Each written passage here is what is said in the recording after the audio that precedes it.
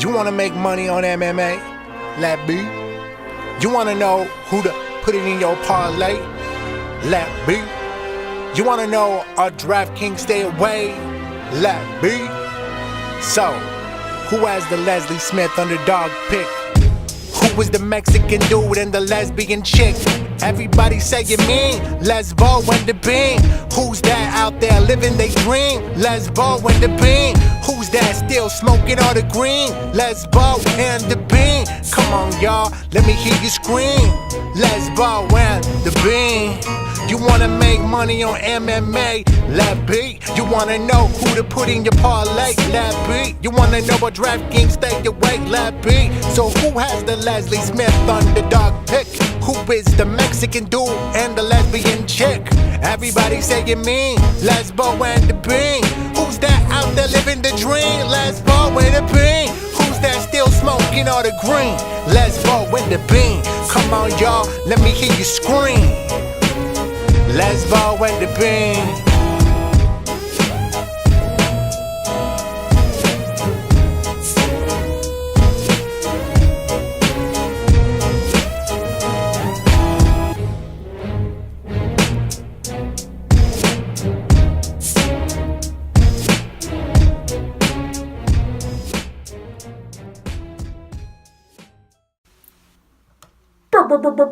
Breakdown. Breaking it down with Lesbo and the Bean. Welcome back to a bonus episode. Are you happy? I am. UFC Fight Night 123 coming at us from Fresno, California, featuring Cub Swanson versus Brian Ortega. This is going to be a Fox special one edition. So BT Sports 2, you got that contract, homie. Did we figure out what happened with those contracts?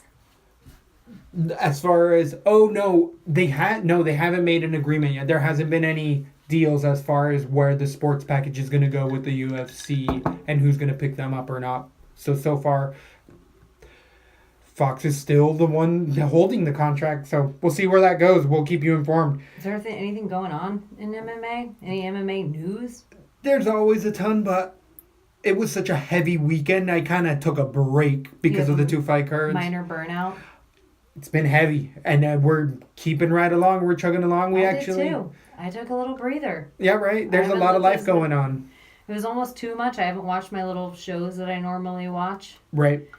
I needed to take a second, and now we're moving into this. I have not picked any of this card. I'm going to do it live, recorded with you on air. Whoa. Gonna learn along. It just... So all of the pressure I feel like just got put on my shoulders. I feel like I'm having good weeks doing it this way. Since I started doing this, I've had... If it works, it works. Yeah.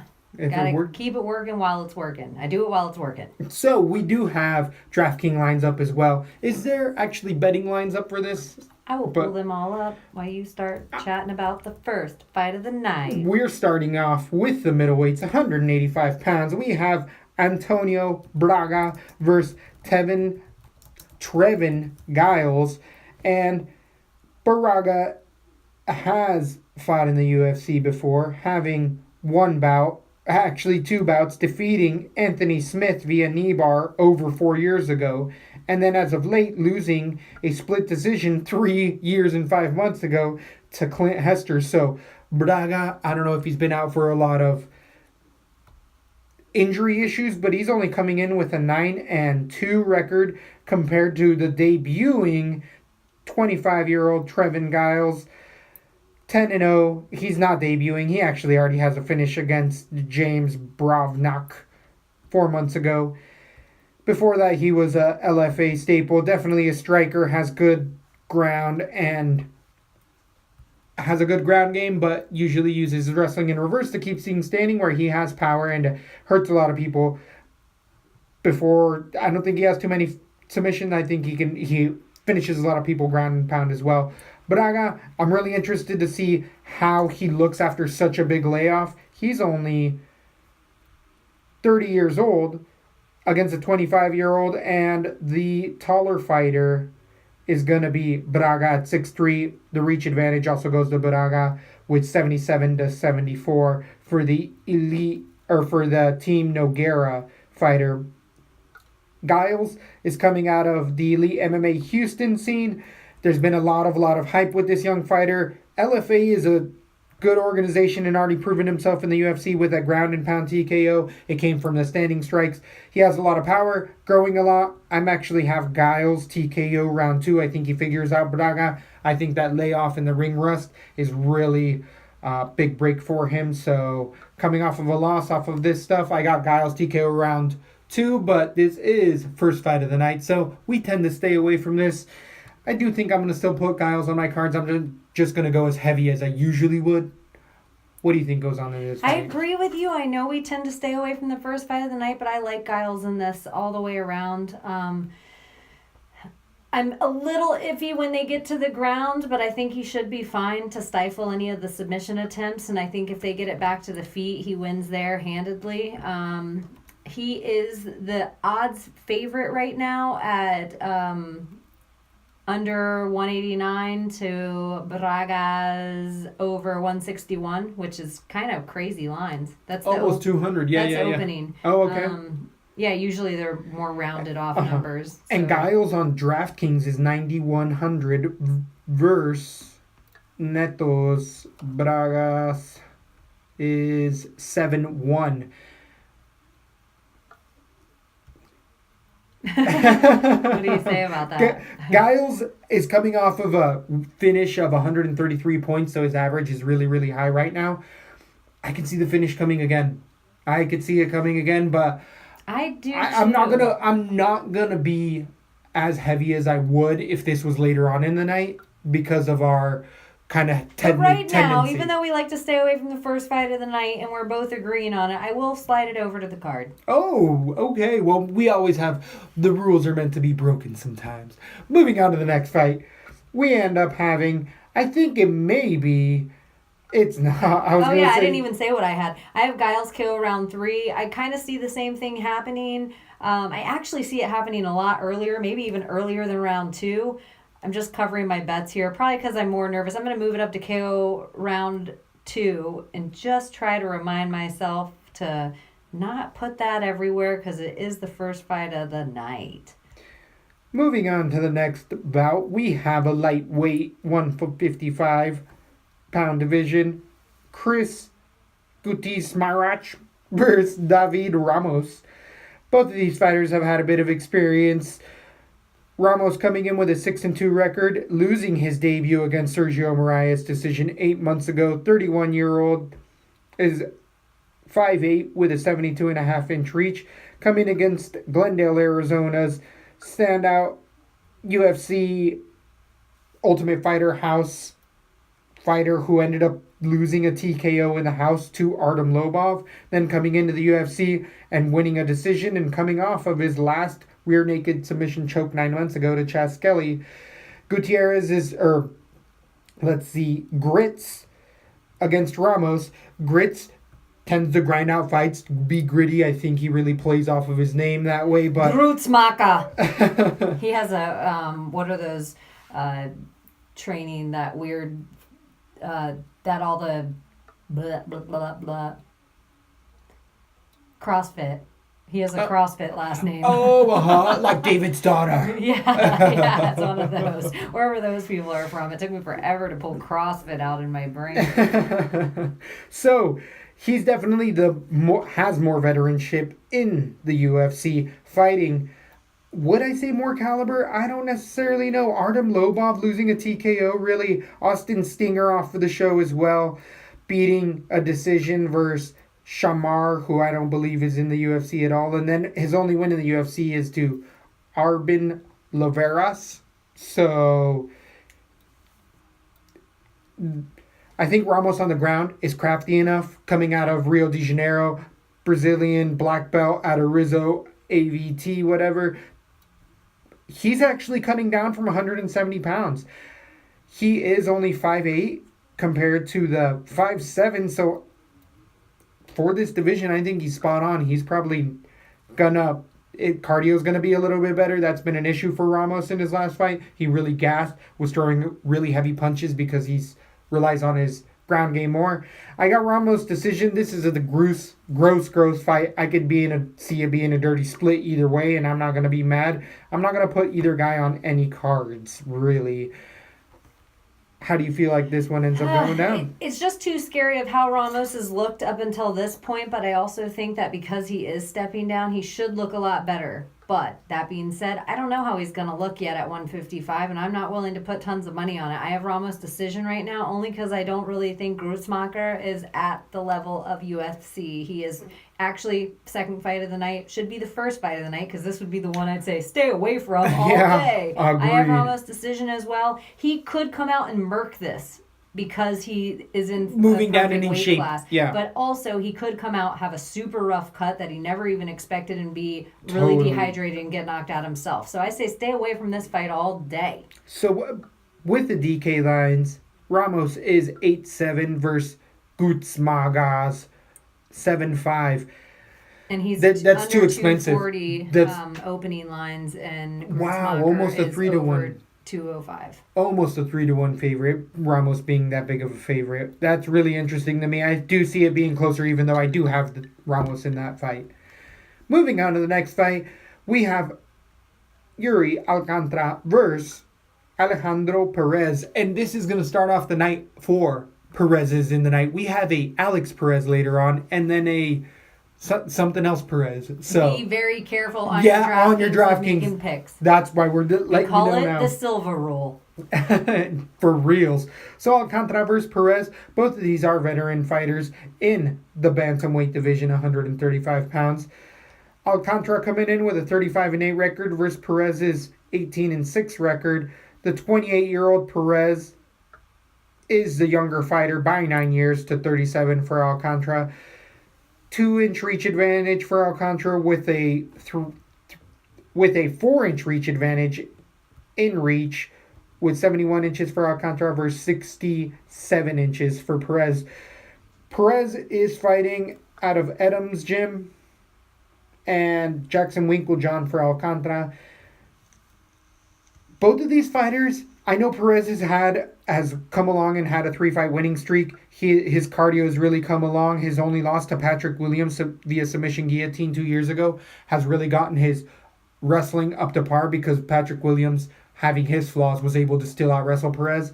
And Perez has turned into a much better fighter, but he was overly hyped coming off of the Latin America Mexican show. He was one of the first ever. He had a lot of hype behind him, and he's gotten a couple losses in there, or not looked as beastly as he did on the show. On the show, he really tended to have a good run, and the division has changed a lot.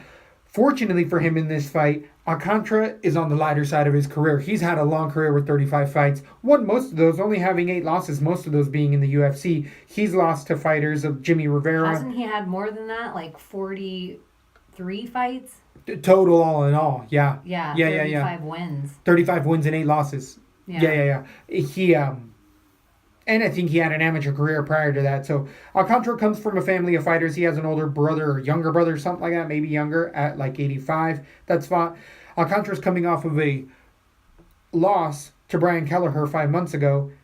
And then prior to that, he had a couple fight winning streak against Luke Saunders, lost to Jimmy Rivera in a decision. Alcantara teeters the gatekeeper position. Alcantara can beat not good fighters and lose to not good fighters, and he's just tough out for anybody. Perez has really sat back on his striking. I feel like a lot of his finishes, he has TKO, and as of late, whistle submission via the strikes, so that was, I guess, a TKO as well. And so Kemp had the split decision.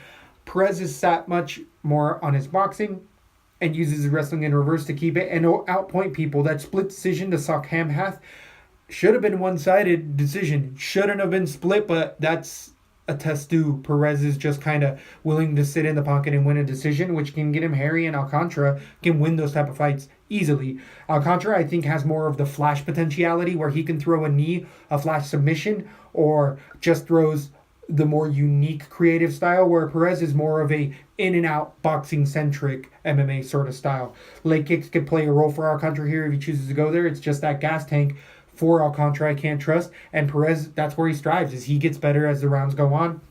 I got a split decision Perez just because I do feel like Alcantara's on the latter part and he doesn't enjoy these grueling fights, and Perez can make it a dirty, grinding fight. 30-27, 29-28. I got Perez. What do you think goes on in this fight? Right now, Perez is the underdog at plus 165, or those were the opening lines. Okay. And Alcantara. I'm looking at him across the way. It seems like they're pretty much staying pretty similar to that even now. Alcantara, he opened at 208 under, and now he's under by 2. Let's see what Draftkings says. Alejandro Perez is at 7-4 for DraftKings, and Alcantara is 8-8 on DraftKings. 8,800. So I'm like, I got decision Perez. I didn't know he was an underdog, but I'm thinking that this is going to turn into a very grueling fight. Again, as I'm saying, I think the lines reflect that people see if someone gets knocked out here, it's Perez getting knocked out. I have to disagree. I think these guys are on the teetering side of their careers going in opposite directions. Alcantara, to me, I am probably one of the only people on the planet that had Idol Wessel beating him. And so I kind of already see this coming. Kelleher. I had Brian Kelleher beating him. And I probably see this coming for him. And to me, if you lose to Kelleher, even though I think he's underrated a little bit, I think Perez is angry enough and mean enough. And if he's trained smart for this, he knows this is the biggest fight of his career yet. I like him. You never have to worry about a Mexican guy not fighting till the end of a fight. I think because of the gas tank, he can make it through that first round, even if he loses it, and pull out a 2-1 even split decision. I also have Perez. I think he's going to pull it out. I think Ayuri is on the downslide, and I think it's going to be a slow downslide. I still think he's a respectable fighter. I still think he's amazing. I think he's dangerous everywhere. I just think, and maybe it's because I want it to be Perez this time. I like him. I think he has all the skill sets there. I do think his wrestling in reverse, like you said, does make it a little less frightening for me with him with Ayuri. And I think him just using that strong in the first round, all of a sudden round 2, he's dangerous. And I can see him lighting Alcantara up. I can even see him maybe finishing it. But I do think if there is a flash quick knockout, it's going to be Ayuri in round 1. I just don't think that's going to happen. So I got Perez decision.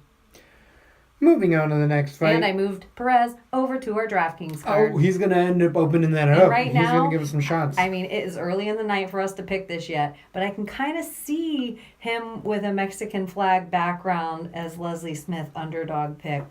Ooh. I don't want to say it yet because I have no idea how the rest is going to go, but... All right, so at the next bout, we're staying in the bantamweight division, 135 pounds. We have Frankie Sainz, longtime veteran at 37 years old, versus debuting Mirbar Dashlevi?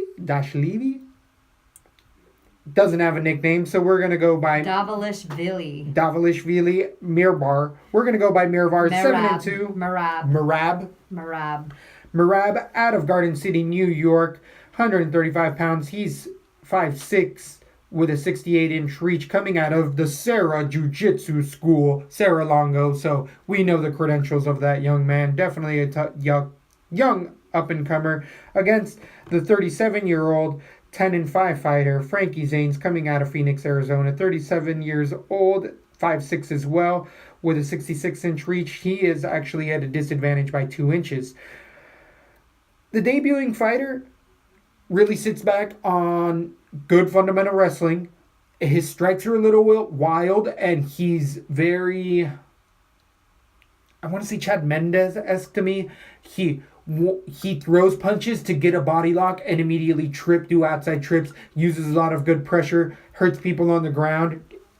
Boxing, striking, he's still developing a lot. And he gets hit a little bit more than I like, but he tends to inflict the damage. What I do like about his boxing is that I feel like Mirab uses it to always be getting the takedown, and it works really well with his unconventional striking.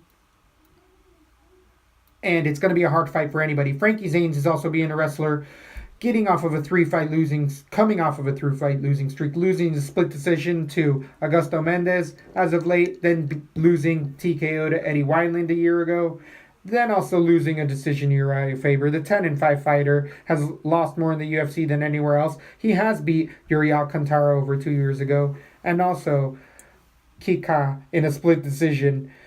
Frankie Zanes, also being a wrestler, has more of a boxing and then wrestling style of approach. He kind of breaks it up into two different styles where Miyabar flows them together. He throws a strike into the takedown where Frankie Zanes throws a bunch of strikes, then he'll go in for a takedown, but it'll be two completely different motions. But his takedown defense is there for Zanes. That's what really helps him keep it where he wants to. Doesn't have much power.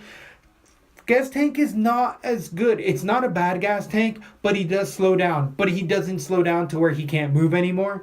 And I feel like Miyabar hasn't had the type of fights that Zanes has, and that experience and veteranship could really drag this into the deeper water and really test this young man.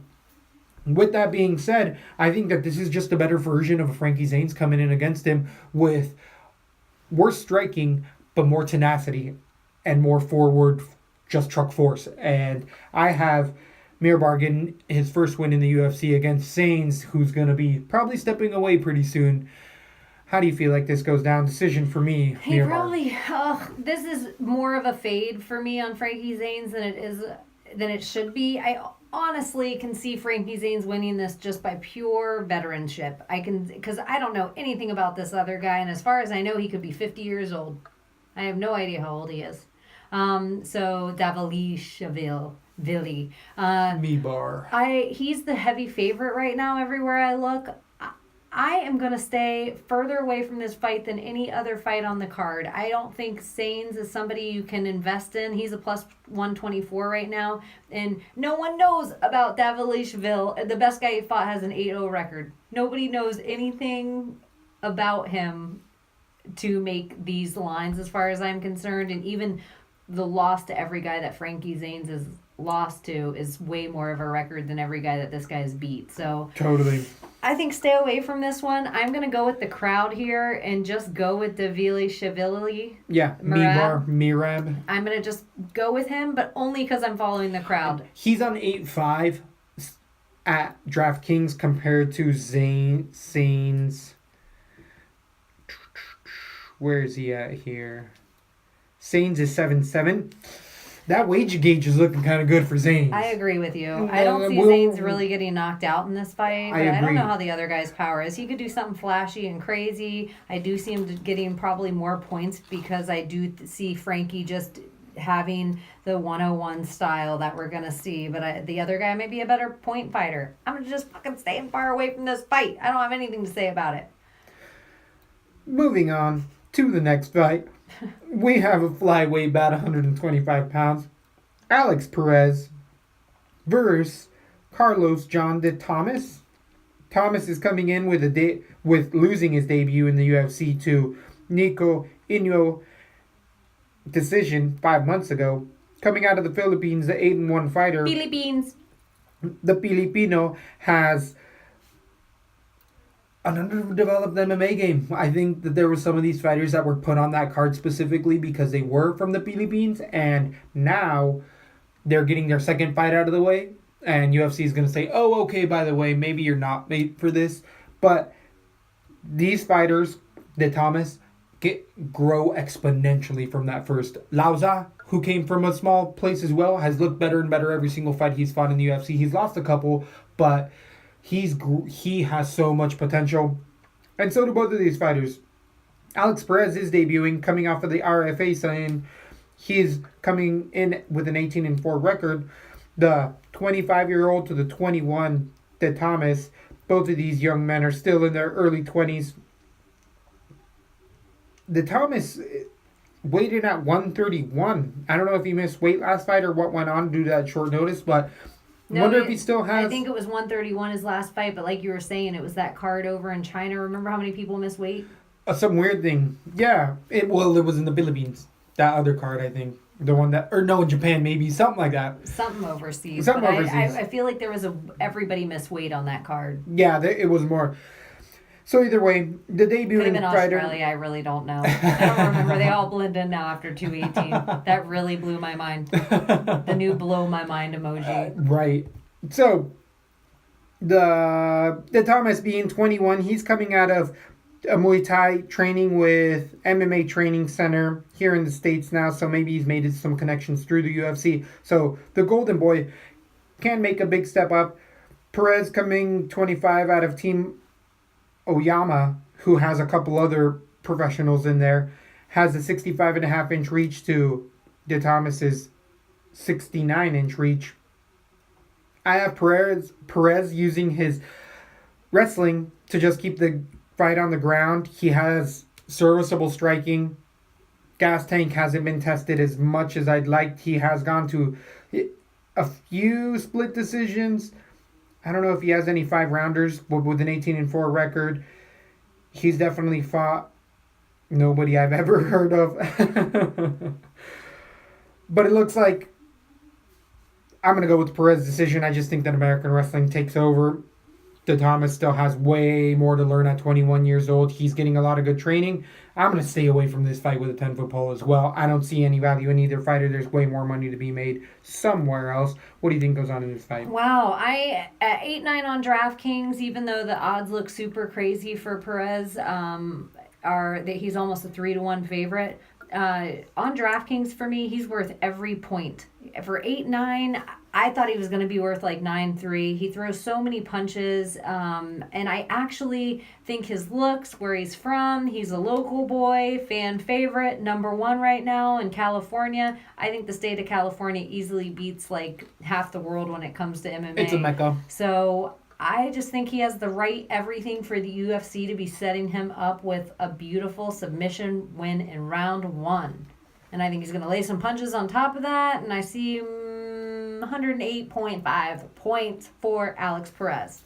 Wow, so he's going to be worth every bit of 8,900 on DraftKings compared to Thomas's 7-3. And I would agree with that. The play for me is Perez there.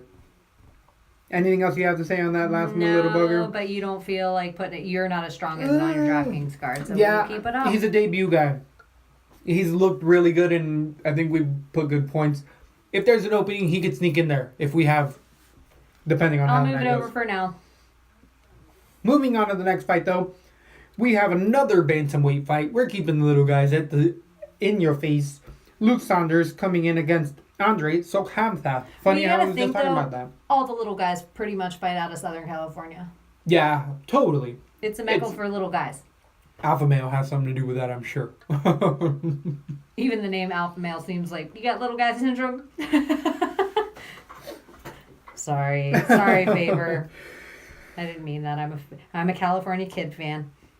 So we have two fighters that have a few fights in the UFC. So Kamthath coming in his debut and losing that, coming off of the CES scene, has had 2 losses in the UFC, had 0-2, coming with 11-5 record against Sanders, 11-1 record, only lost in the UFC versus Yuri Alcantara submission Ibar, and that was his second fight, beating Maximo Blanco in a submission rear naked choke over a year ago. Saunders definitely comes in with wrestling credentials. D1 wrestler Sokhamthath traditionally is a Muay Thai striker. Sokhamthath being 29 to the 31-year-old Saunders.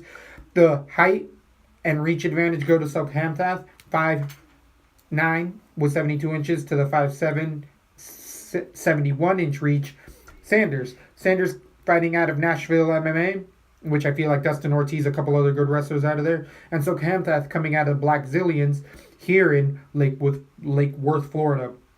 Against Sokhamthath is definitely Muay Thai based, uses his wrestling in reverse, has a good sprawl, good gas tank, has grown in both of his fights in the UFC, but we've really seen with the loss to Alejandro Perez split decision 3 months ago, and Albert Morales has split decision, which Morales has been on a bit of a losing streak as well, that Sokhamthath doesn't have super explosion. He looks like a little action figure, has a really menacing look to him, but he gets very set in his 2-3 punch combinations with a knee or a kick to the inside, but it gets very repetitive.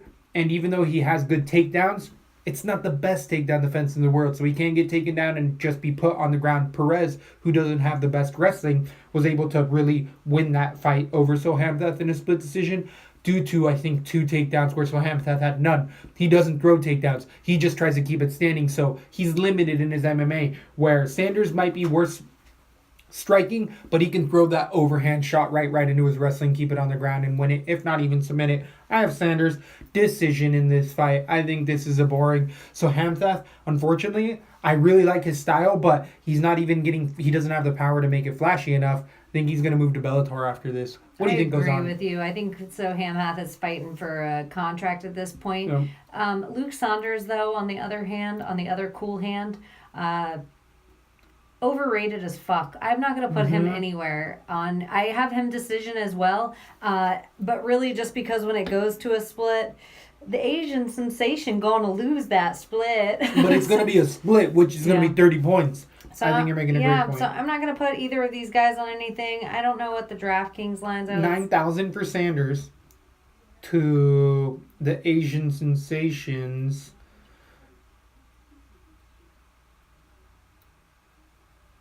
It's probably like 7-1. Yeah. Huh. Let's see. There it is, 7-2. Okay. Yeah. I'm getting good at knowing what the other end of the number is. Yeah, automatically. But the other thing, Sanders, ugly style. So even when he wins his decision, I agree with you all day. He's going to get 42 points. And for 9,000, and I also think he's going to be a hype train on this card. I think stay away from the crowd on this one 100%. and let everybody else go down with that shitty thing, and you go for the over 90s. 100%. Moving on to the next fight, we have Alexis David at flyweight, 125. We're moving on to the ladies, still keeping it nice and small for you guys, against Liz Carmouche, Uriah Faber's stepsister. Alexis Davis, longtime veteran. Liz Carmouche also has the first fight ever against Ronda Rousey in the UFC. So if there's a longer veteran than Liz Carmouche, it's Ronda Rousey, and she ain't fighting no more. So Liz Carmouche has a ton of experience coming off of a 2-fight winning streak. She's 11-5, beating the likes of Chukagian in a split decision last. But she's fighting Alexis David, 33 years old. Both of these ladies coming in at 33 years old. The height advantage is even, and the reach advantage goes 2 inches to Alexis Davis at 68.5-inch reach. Carmouche, being a former Marine, having a lot of combat experience, she tends to be the more brute strength fighter in most of her fights. Alexis Davis doesn't have much knockout power, but she's one of those cut you by 1,000 cuts type of a fighter. Liz Carmouche, though, has a very sound wrestling grappling game, and it's really taken her far. Her striking has come along. What we've always said with Liz Carmouche is that her camp has held her back, and that's the same thing here. She can only grow as far as her camp has, and she still is so loyal that she's not willing to leave Team Hurricane Awesome, who that's how they make their money as well, is making her the fighter that she is, and they're open about it, and unfortunately she's just not being tested. Fortunately for her is that, for me, 18-7 Alexis Davis has had a long career, and I've seen her slow down in fights already through her career. I'm not talking about just in a 3-rounder. I'm talking about since I've seen her years ago to now. She's just lost a step. At this point of their careers, the fresher fighters, Carmouche on paper. I know Alexis Davis also had a prior martial arts career where Carmouche, being a Marine, it isn't that tough, but it's more so than most women out there, so she's also been a lifelong athlete in my eyes. I have Carmouche decision. I could even see a rear naked choke for Carmouche in the 3rd or 4th round, but Carmouche Carmouche does slow down as well. Don't scare me into thinking this is a 5-rounder. She slows down as well, so I don't know if there's really a play to be here. I don't see a finish mega either way. I'm going to go Carmouche decision. What do you think goes on in this fight? Honestly, I think it's the safest decision bet of the night. I pretty am sure Liz Carmouche is going to pull out a minimum to probably all three of these rounds. I think she'll get on top of her with some grunt force takedown in the first one. I could even see her, like you're saying, maybe with a rear naked choke submission toward the end of it, just because Alexis Davis has been mauled for, 2.5 rounds. I don't think this is really going to be an exciting fight. I don't think it's going to be worth a lot of points, but I do think on DraftKings that they're probably going to be the 8-4 for Carmouche and 7-8 for Davis. If you end up with the right amount, she might be the decision pick you go with, just because of how sure I am that she'll get that decision. For Liz Carmouche? Yes. Totally agree. With Carmouche, also on DraftKings, why I'm staying away from her, she has a really low output. She always, especially with an Alexis type of a fighter, Davis will throw out bullshit punches, but Carmouche is so tentative in all of her striking that she just won't throw anything. And this will be a 20-20 end of a decision by the end of the night. There's money to be made in many other spots. Moving on, that was the, by the way, Alexis Davis versus Carmouche is the main event on Fight Pass. So if you haven't subscribed by now, remember to hit that little bell on your YouTube so you get notified immediately. Also subscribe on Twitter, Libsyn, YouTube. Wherever you're getting your feed. Right. Lesbo and the Bean. Like, subscribe, tell a friend. We're growing our audience every day. And for all the loyal listeners, we are working on our first t-shirt. Woo. Hopefully we'll have it out. Maybe not by Christmas, but maybe. Who knows? Who knows how much extra time we'll get to work on that. But we are working on our first t-shirt. We can't wait to surprise you guys with it. We have a team working on that round the clock. So make sure you like and subscribe and find your feed at lesbianthebean.com. Moving on to the main event, FS1. Be sure to switch your station. We have Benito Lopez versus Albert Morales at bantamweight, 135 pounds. We have the debuting fighter coming out of the King in the Cage scene, being 8-0 for Benito Lopez. Versus Morales is checkered, 7-2-1 record, losing as of late to Brett Johns, beating. Who does he have? He also lost to Ricardo Alameda via TKO, beating Sokham Theth in a split decision, getting the fight turned over due to Perez, I believe, popped on weed. And this young fighter at 26, Morales, is really just, for me, I've wanted to get him into the next level. I feel like I've lost a little more money because I've had more faith in his wrestling than it's not there. He just has very limited takedowns when he does decide to use them, and then he can be rolled a lot. Against the debuting 23-year-old, 8-0, Lopez is coming off with a good amount of hype on him. He has a split decision against Steven Pearson, I believe, out of the King of the Cage, but he has TKO stoppages. He's very striking-centric, throws a lot of spinning attacks, a lot of flashy stuff. He's 5'11" to Morales is 5'9", and he also has a 2-inch reach advantage, 73 inches to the 71-inch Morales. Also coming out of Team Alpha Male, Lopez is training against Black House, which I believe is also out of California. This is a California hate crime going on in here. You got gyms competing against each other for the street wars. And right now, the camps, Black House has elite fighters. But as I was saying before, Morales' output is just not that good. He's very hittable. I love his tenacity and heart, and I love everything he says in and out of the ring. He's a really well put together young man, but I think he loses this. Lopez can, if he's at Alpha Male, his wrestling's getting tons better, and he has that feely type of flashy striking. He's willing to throw stuff out there because he's not worried about his ground game at all. I have Lopez decision, maybe a finish in the third or fourth round. I think Morales still sticks around, but it's not an easy division to be in right now. What do you think goes on in this fight? I know. I'm trying to pull back up my picks. I'm glad I made the... Oh, no. Okay, it did save. Oh, I would have had a heart attack. I had just had technical difficulty on the big computer and had to pull out the old trusty iPhone. Okay, so I have gone back and forth on this, and I feel like Morales is a good underdog pick, or even your good wager Gager. I feel like Benito Lopez is going to be such a heavy favorite on all the numbers, and I can't pull them up right in front of me right now. Okay. Yeah, what are those? Lopez is 8-2 to Morales is 8.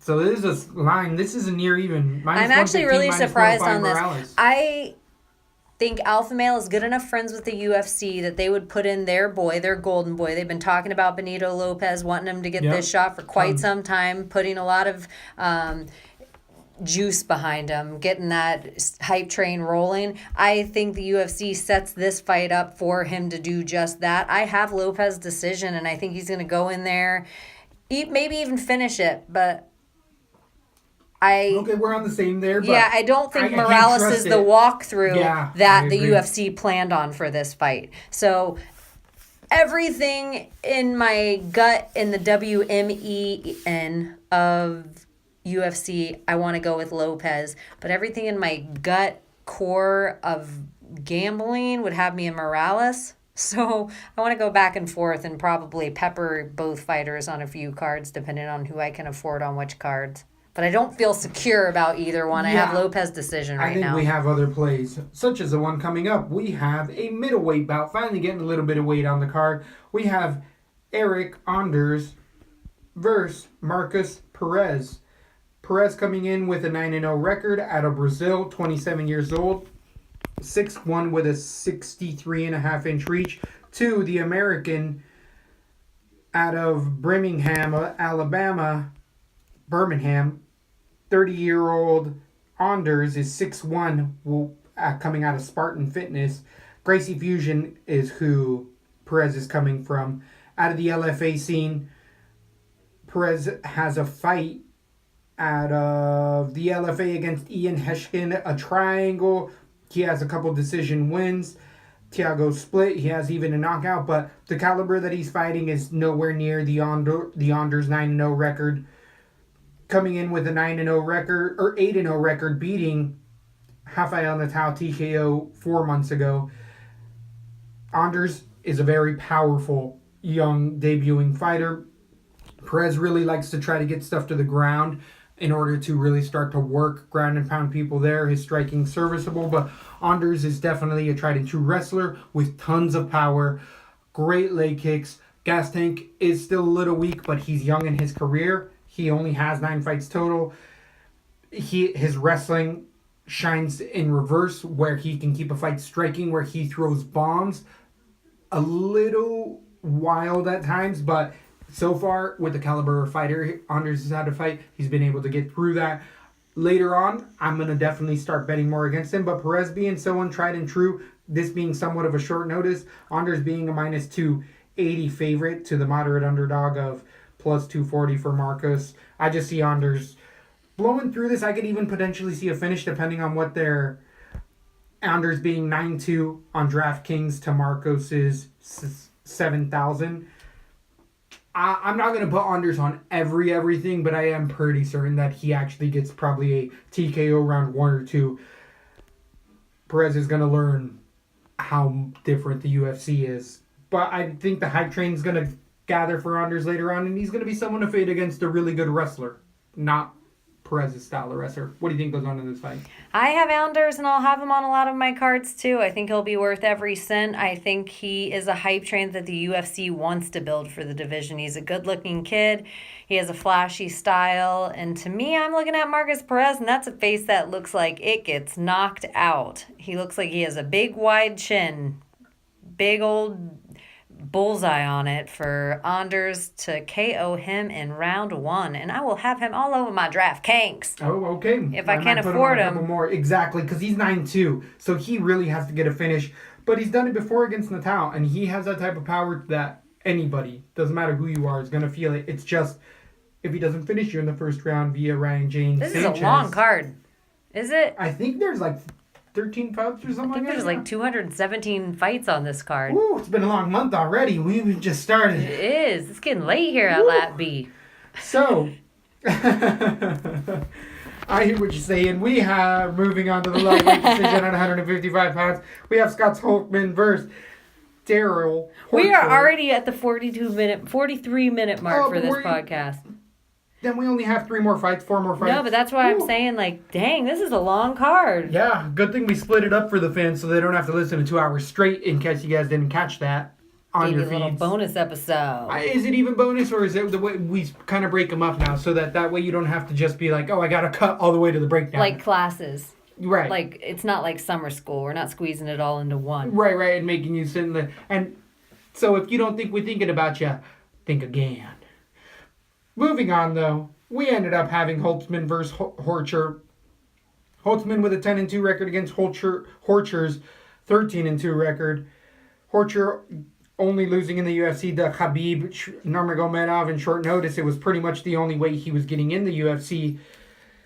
Against Holtzman having 5 fights in the UFC, beating Chris Adulu, who's no longer in, then losing to Drew Dober, beating Pfister in a decision, then losing to Josh Emmett, and then winning a decision over Michael McBride. These 2 young men at 30 for Horcher and 34 for Holtzman, with the advanced records that they have, they're really not that good. They really are semi-inflated records. Horcher's getting more hype because of his style of fight. He's a very Justin Gaethje-esque style without the power. He comes at you, takes a bunch of shots, doesn't care, just keeps moving forward, and eventually you break underneath his pressure. Love the fight style, bad for his health. But we know the toughness. We know where we're getting with Horcher. He's moving forward, cutting the distance, and willing to take shots just to be able to take you down. On the ground, though, he's not that good. He's serviceable. He's not going to flash submission anytime soon, but he's not going to get submitted anytime soon. He beats you ground and pound, breaking your will.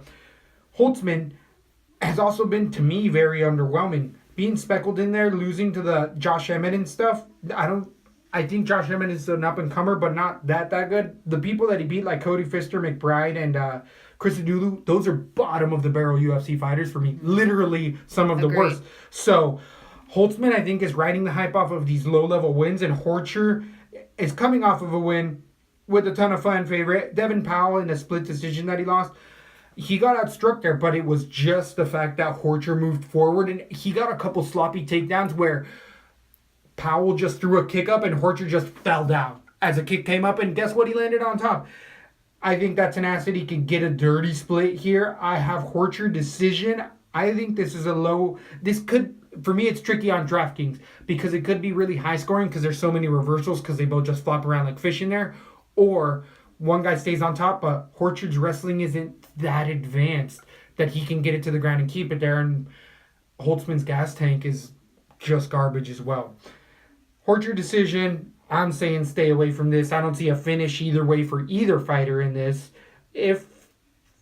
Definitely not the power-wise. Maybe Holtzman with a submission if there's a finish, but Horcher decision, what do you think goes on in this fight? There will be blood. I think this is a potential fight of the night. Ooh. But don't put it anywhere on your DraftKings. Because I do think dirty split all day, dirty bloody octagon all day. 2 toe-headed guys are going to have pink hair. They're going to have nasty cuts. Both of them have soft skin. Both of them are going to stand in the pocket and throw.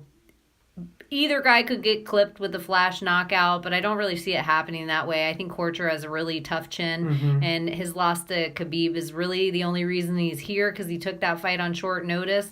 But the amount of education that he got in that fight, and if that being the bar of his ground game, you can get taken down by Khabib and probably still be one of the greatest ground games in the world. So I'm going to go with Horcher.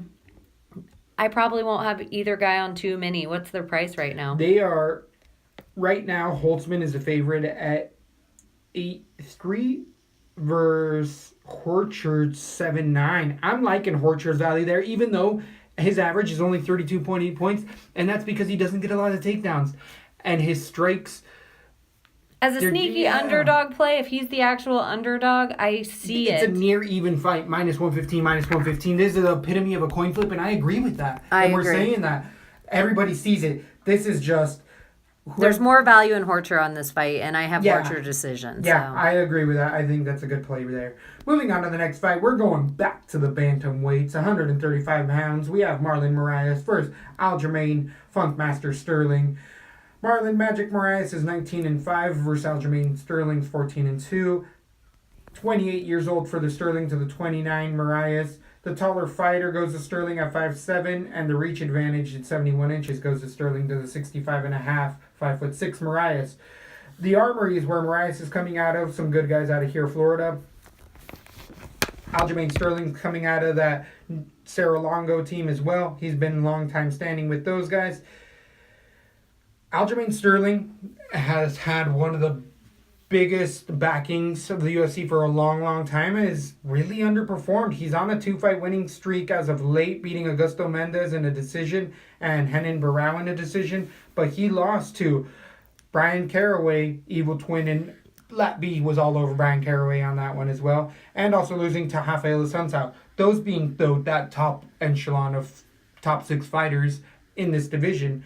Aljamain Sterling really got out-wrestled and outpaced in those fights, and that's what you really have to do in order to beat the Funk Master right now. He's still growing at 28 years old, but so is Magic Moraes. Moraes has had a long career at 19-15. He is actually the slight favorite here at minus 160 against Aljamain Sterling's plus 130. Sterling, with his wrestling, is ideally what you would always want to see him use in order to win fights, but he really doesn't. His jiu-jitsu as well, being out of Cerro Longo, you would think is on point, but he can really get controlled. It hasn't happened lately because Mendez and Barao 4 months ago was a big, big step up, but Barao is not as good of a striker to me as Moraes anymore. I think Moraes they're these younger guys, and Moraes is a better striker on the ground. He's no slouch at all whatsoever, but Moraes really does like to keep it striking. And striking, Aljamain Sterling has gotten in that wrestling, I'm a good wrestler, so I'm going to only worry about striking and lost fights, because he tried to keep them standing, or he couldn't get people down in the Assunção fight. He couldn't get them down. Moraes' takedown defense is really good, not elite, but it's up there, almost elite level type of takedown defense. This is a dirty split for me. I got Moraes a slight favorite here. I'm also just thinking I need to stay away from this one all over, because this is going to stay kickboxing match for 3 rounds. What do you think goes on in this fight? I think this is the closest fight of the night, and couldn't agree with you more. I have Moraes' decision as well, and what gets me that is I actually think Aljamain just comes out a little hotter for that first round, but he withers a little bit come round 2, and he lacks heart sometimes toward round 3. He is a guy that I sometimes see as a quitter in fights if they don't start going his way by a certain point, and instead of taking the beating for the last 3 minutes, he just kind of gives up. Moraes will never do that. He's not going to give up ever in a fight. So when it gets to wills at the later rounds, he's going to turn it on, and I think he's going to finish the fight stronger. That gives me the eke out decision. Moraes is 8-6 on Draftkings versus the 7-6. Ooh, I don't think there's I don't think there's that much value in Moraes on that. Not on Draftkings. Aljamain definitely is the bet there. Totally on Draftkings. And I have Moraes winning that, but the wager there is definitely on Sterling. I'm really surprised. But if you have the 8-5 of Carmouche with the 8-6 of Moraes, and you have the money to get one of them, get Moraes. yeah, I'd agree with that. I would agree with that. But, I can see this fight. Even though I do think Liz Carmouche has a better chance at winning her decision than Sergio, a more guaranteed chance at winning her decision than Sergio does against Aljamain in this fight. So it is an iffy one. Totally agree. There could be more reversals in this one. 100%. 100%. Ugh, I think it's gonna be a rough night. It's gonna be a rough night. That one's making me sweat a little bit just talking about it. There's gonna be a bunch of, but I also think it's gonna be a low scoring night of DraftKings. I could see that happening. Totally. But sometimes when we think it's going to be a whole bunch of decisions, it ends up being one of the best fight cards of the year. So you're welcome. And one of the guys there's two guys on this fight actually in the main event that usually bring that to their fight cards. Oh, yeah. Where even if the whole rest of it's a snoozer and you wake up for the final fight, it'll be like, damn! The co-main event's pretty fun. Coming in with Jason Knight. Good call. Versus Gabriel Benitez at 145 pounds. We're going to the featherweights. Jason Hick Diaz himself is coming in with a 20-3 record against a 19-6 Benitez. Benitez coming off of the Latin America show, last losing to Enrique Barranzola, beating Sam Sicilia, and then losing to Andre Fili TKO. He's also had multiple other fights in the UFC. 29-year-old is 5'8" with a 71-inch reach coming out of AKA against Florida's own 25-year-old 5'11" and 71.5-inch reach, Jason Knight. Hick Diaz has that Cowboy Cerrone-esque style where he likes to fight often, likes to fight a lot. His power's coming along. He used to not have as much power, but now that he's 25, 26, he's getting more of his man strength.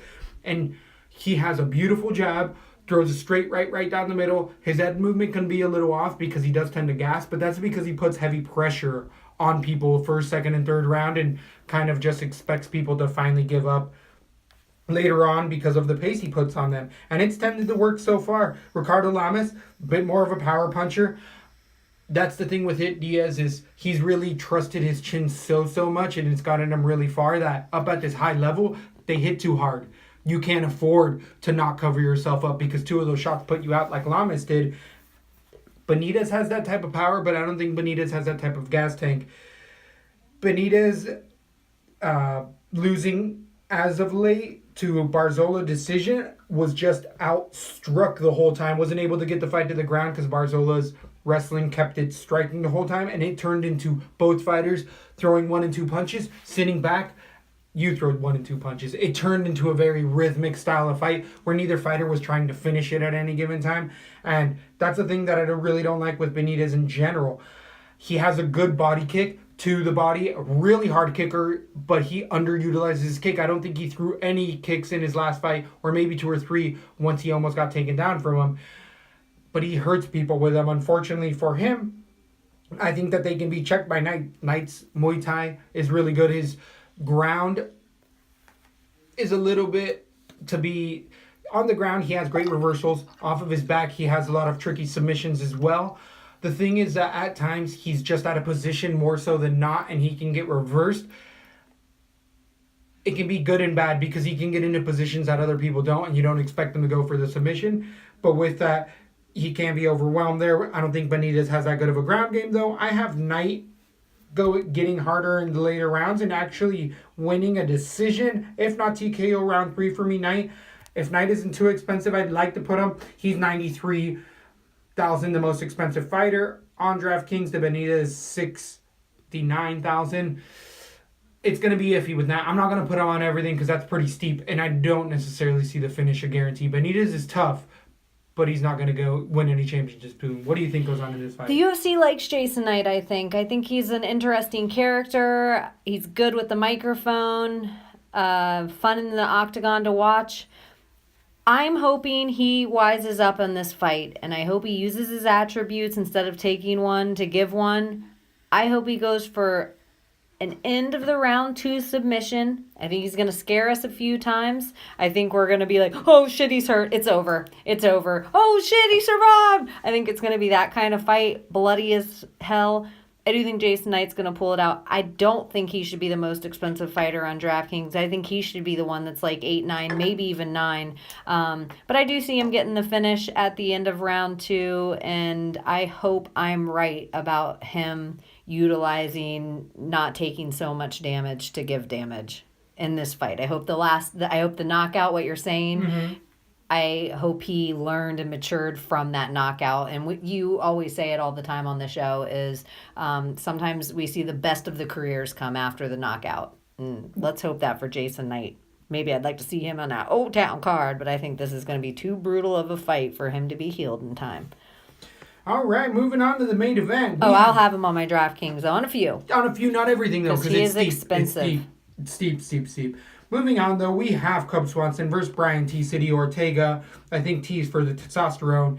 12-0 Ortega had a fight over 4 fights ago, dropped due to popping on steroids, but the 12-0 fighter is coming in against a 25-7 longtime veteran Cub Swanson. 34 for Swanson to the 26 Ortega. The taller fighter is Ortega at 5'9", with the inch reach advantage going to Cub Swanson at 5'8", with 70-inch reach to the 69 Ortega. Ortega's coming out of Black House as well. Cub Swanson's coming out of Jackson Wink. These are two established gyms in MMA. We know what we're getting with both fighters, especially T-City. He's a ground-centric fighter who his striking is coming along, but it's not his forte. Definitely the fighter that has the more versatile, better striking and craftier striking with power is Cub Swanson. Ortega does have good use of his elbows, though, inside, on the ground, and standing. He does like to throw a lot of those elbows, but Cub Swanson has seen everything. He's contended for the championship multiple times, and a lot of people say that with his 4-0 last record, his only loss coming to Max Holloway, he's the next title shot contender at the 145-pound bout. Last one coming to Artem Lobov, beating Do Ho Choi in a Fight of the Year contender as well. K. Jawari before that, and then Hakran Diaz in a decision. I mean, the veteranship by far, leaps and bounds, goes to Cub Swanson. He is the next in line. But TCD's going to try to take that hype and turn himself into the number one contender. If he beats Cub Swanson, he is going to be the number one against Max, and Max is willing to take all of those fights. But is it too much too soon for the 26-year-old fighter? He has already come up with a couple faults in his gym or in his training and been suspended and had to deal with USADA, but a 4-fight winning streak against Thiago Tavares in a TKO, Diego Brandon in a submission, Clay Guida in a TKO, and Rento Carnero in a submission 4 months ago. He's definitely finishing fighters. The only thing that I don't like is, as I'm saying, that striking's coming along for Ortega, but it is only coming along. He does eat a lot more shots, and in that Clay Guida fight, was losing a fight up until that TKO came. I mean, it was 2 rounds, Clay Guida being out-wrestled. Cub Swanson has that level of wrestling. Cub Swanson has the ability to do that and has the game plan and coaches to be able to do that. It's just whether on the ground he wants to go there with T-City. The triangles come from a lot of angles, really hard, he has triangles from a lot of different angles and has been nicknamed that by the Gracie family themselves because that's what he goes to. This is just a really, really tough fight to call. It's near even split, minus 115 for both fighters. You could flip a coin and pick somebody else. I just got to side with the veteranship. I think on the ground, Cub is serviceable enough to stay striking and striking. I see Cub Swanson winning the 5-rounder. He's gone 5 many more times. This is a 5-round fight, by the way, being the main event. I do think that plays Ortega does slow down heavily after the first round. Always happened, and I think the leg kicks are going to be there specifically for him because we've seen it against Ortega's game, and Cub Swanson throws a lot of leg kicks. So I'm picking more Swanson at 8-1. Than the 8-1 for Ortega. I think you could spatter each one of them, maybe even both being a 5-rounder in that lighter weight division. What do you think goes on in this fight? I have to say, wow. 8-1, I thought Cub was going to be over 9. To me, it's an easy win for Cub. I think he's the most well-rounded fighter in the sport. I don't know anyone who is as dangerous. He might not be the best at any one thing, but I think he is high level at everything. Everything's come together for him. If the run's going to be, it's going to be this time. He's been in a lot of wars. He's not going to be chinny. I'm not worried about the submission. I think he can keep Ortega away from him, just like you're saying in the first round or two with leg kicks, good combinations, good punches. What Ortega does not have is the cardio of Cub. Killer Cub is going to throw just as much at you in round 5 as he did in round 2. And Brian Ortega, I see his belly go in and out like heavy as fuck in the middle of round. Yeah, like it happens quickly. So people don't like to talk about that though. No, and Cub is no joke. This, to me, is his shot, his chance. He's a guy we don't have to worry about making weight in this division, isn't battling any nerves. He's used to being the main event. I'm going to have Cub everywhere at 8-1. You got to put Killer Cub on everything. He's not going to be quickly submitted by Brian Ortega. You can call your name T-City. You can call yourself Win City. You ain't going to beat Cub on this fight. Lesbo's going to have it. Cub at 8-1? You're never going to get Cub at 8-1 again. Yeah, I think you could fit Cub Swanson in some parlays as well. But so far, for our night, we ended up having, I guess I can show you who we have so far. Let me see here. I am opening up a beautiful little fresh Draftkings right now live on air, and I'm going to do a card. So far, we have Alejandro Perez, Cub Swanson, or Alejandro Perez at 7-4 versus Alcantara. Then we have Cub Swanson at 8-1 against Brian Ortega. Then we have Daryl Horcher against Holtzman at Wait, 7-9. we have to start from the beginning again. Okay. I have to do it with you. Oh, okay. All right. You said Perez. Perez at 7-4. And Cub that Swanson. is our Leslie Smith Underdog Pick. Right? Yeah, Is it? I believe so. He is the underdog in that. I believe that's going to be our Lappy pick. We have a Cub couple. Swanson at 8-1. Yep. And Cub Swanson could fall to the underdog by the time that fight comes on. There's so much hype behind T-City. I agree. Let it get to you, Lat B listeners. Okay, so after Cub, who do we have? Then, do you like Horcher? I was thinking Horcher at 7-9, but we might not need him with already having a wager, Perez being so low. Right now, Horcher. And if we can afford Jason Knight, I'm going to put him on because we both like him for now. Okay. We both really like Anders. He's probably our favorite guy of the fight. Thinking. Anders was going to be one on there for sure. And T-City, that gives us enough money for Morales.